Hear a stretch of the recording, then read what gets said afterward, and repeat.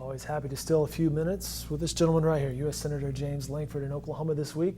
Stopped by the Oklahoman in our studio. Good to see you, sir. Thank you for your time. Well, yeah. Unfortunately, front page news again is weather. And here in Oklahoma, we've dealt with our share of tragedies. Right now, Oklahomans are going down to help out our friends in Houston.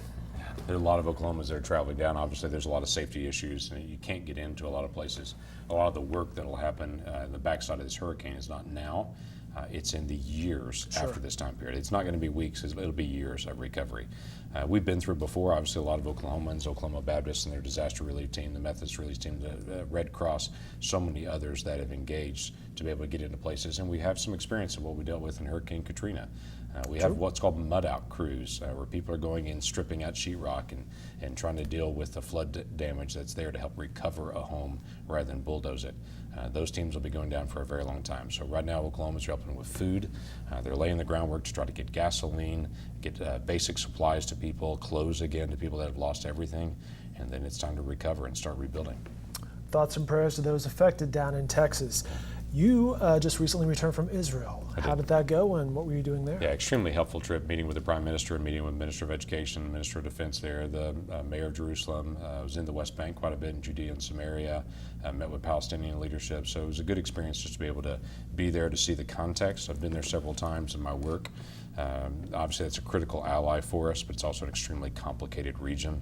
You can't keep up with it from a distance. You've got to be able to engage those policy issues close up. So, met recently with leadership in Lebanon, and Jordan, and Turkey, and of course in Israel and other partners in the region. But there's a lot that we need to be able to track there. I do warn people that overly simplistic answers when you deal with Israel won't work. There is no weekend conference that's going to happen and they're going to resolve all the Palestinian-Israeli issues. This is a generational shift. Right. So as we talk about making progress in Israel and bringing peace to the region, it's going to be step by step, year after year for a very long time. They're very complicated issues, and again, it's not a weekend conference that's going to resolve it. What is the status of U.S.-Israeli ally? Where are we at on that? I think it's very good, actually. Okay. The connection with Israel is not just a connection of defense. It's a connection of creativity. It's a connection of another democracy. They're the only functioning democracy in the region, and they've been a very strong partner.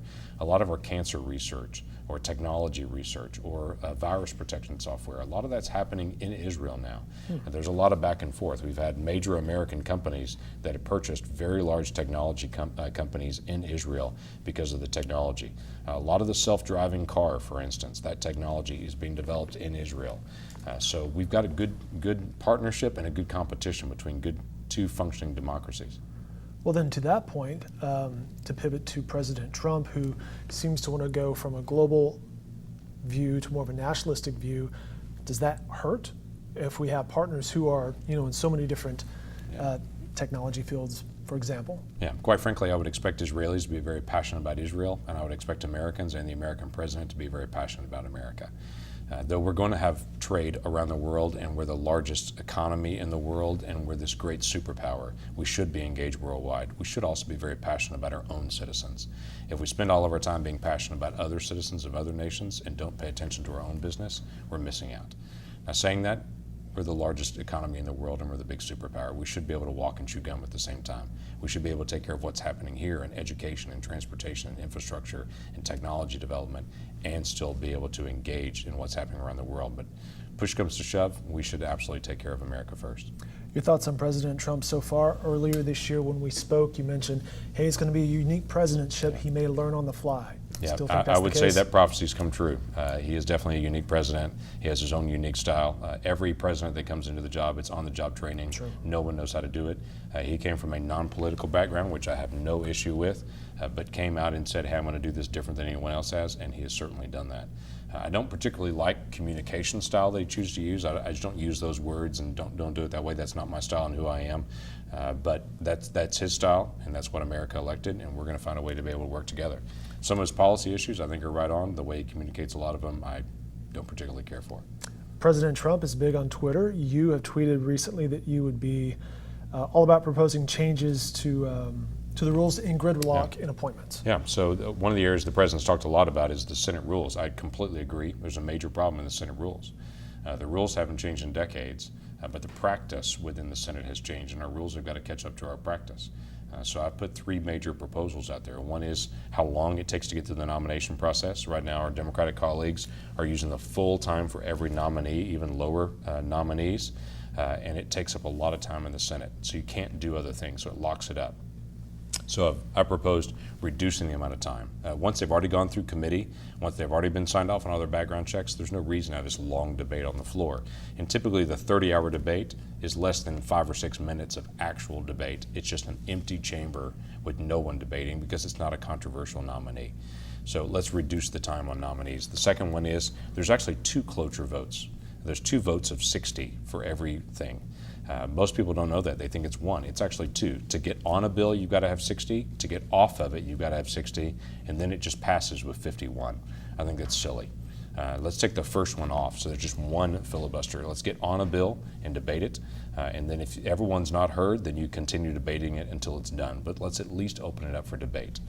And then the third major issue for me is I think the Senate should be able to walk and chew gum at the same time. That's called dual tracking. So you can have one set of legislation in the morning and maybe nominations in the afternoon, but you can do 2 things at once. Right now, the Senate can only debate 1 thing at a time. That's not rational for a current modern society. We should be able to do multiple issues simultaneous. Chatting with U.S. Senator James Lankford in town for this week. What else is on your schedule this week? Traveling all around the state. So I'm trying to, the limited time that I get back in state, I try to use that time as much as I possibly can. So both for international travel and my responsibilities there with those committees, to be able to be overseas in the places I need to be able to represent us as a nation, but also to be able to get around the state. So mostly eastern Oklahoma in this particular time, but a typical schedule for me is I'm 6 weeks in Washington, D.C., and then 1 week back home, and when I'm home I travel around as much as I can, then 6 weeks back in Washington, D.C. Family doing okay? Everybody's doing okay right now. So I've got a senior and a senior, and watching my own kids grow up as well as trying to be able to manage other families as well and do what we can. Is U.S. Senator James Lankford stopping by to chat with us for a little bit. We always appreciate your time. Yeah, glad to be able to do it. Political coverage can be found in the Oklahoman and on our website at newsok.com.